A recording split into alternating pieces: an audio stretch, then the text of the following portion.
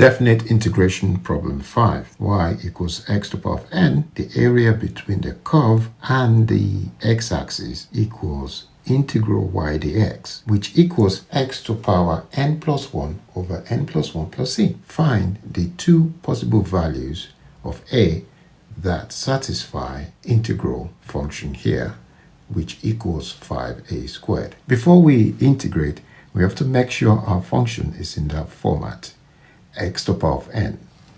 You can see here x squared is in that format, but 2a over root x is not.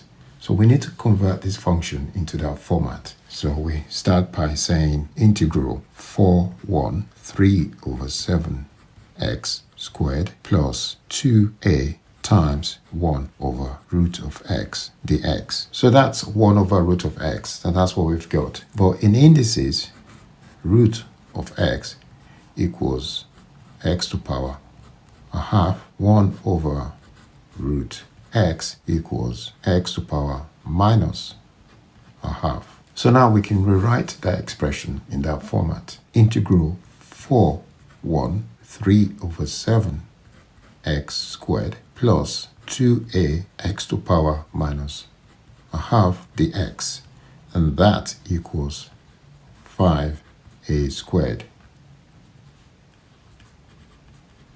Now we can integrate using the integration process here. So we're going to integrate these two terms separately.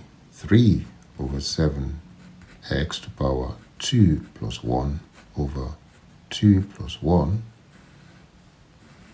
where n is 2, plus 2a x to the power minus a half plus 1 over minus a half plus 1, where n is minus a half, and using a square bracket for the limit 4 and 1, and that equals 5a squared. And that becomes 3 over 7 x to the power 3 over 3 plus 2a x to the power a half over a half equals 5a squared. 3 cancels 3, and that would be x, or you need to put that in the square bracket, 4, 1.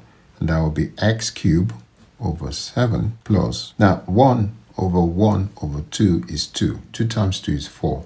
So that would be 4a x to the power a half, 4, 1 equals 5a squared. X cubed over 7 plus 4a root of x, 4, 1 equals 5a squared.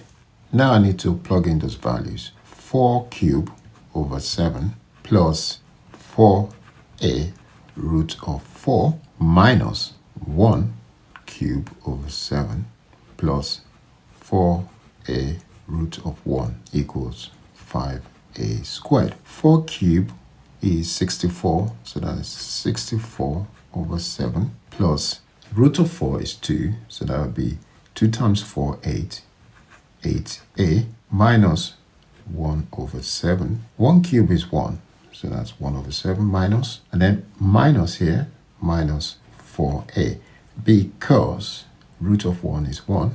1 times 4 is 4a, minus 1 times 4a is minus 4a, and that equals 5a squared. Now, 64 minus 1, because they have the same denominator, so that's 64 minus 1, so that's 63 over 7, plus 8a minus 4a is 4a, and that equals 5a squared. And this is 9 plus 4a equals 5a squared. So what I can do is take all the left-hand side to the right, so that will be 5a squared minus 4a minus 9 equal to 0. So I have got a quadratic function here where a equals 5, b equals minus 4, and c equals minus 9. I need to solve this quadratic equation. I need to find AC, which is